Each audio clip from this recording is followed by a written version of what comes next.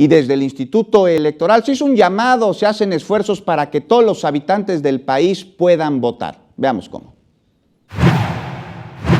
En marco de la certificación de la igualdad laboral al Instituto Electoral de la Ciudad de México, el consejero presidente Mario Velázquez Miranda destacó que la competencia política deberá de conocer los derechos que tienen como personajes, pero al mismo tiempo sus obligaciones de acuerdo a la ley dentro de la próxima contienda que le espera a la Ciudad de México. Me parece que la Ciudad de México es una ciudad politizada, una ciudad donde ciudadanía y los actores políticos desde luego conocen sus derechos, conocen también sus obligaciones, y en ese contexto nosotros como autoridad electoral los exhortamos a que cumplan con los principios establecidos en la ley y evidentemente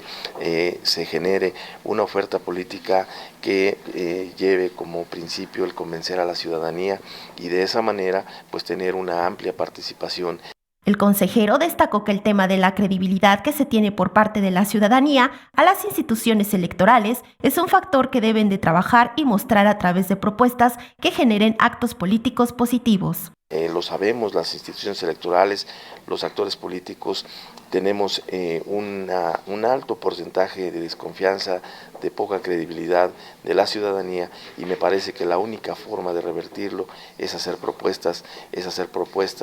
que desde luego se concreten una vez que se alcance el objetivo del gobierno correspondiente. Me parece que las campañas de descalificación están fuera de lugar, las campañas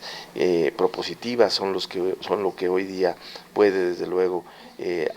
generar el convencimiento y la participación ciudadana. Indicó que en la actividad electoral todos los elementos y actores son fundamentales para garantizar que las actividades y el desarrollo de las próximas campañas se apeguen a los procesos de legalidad.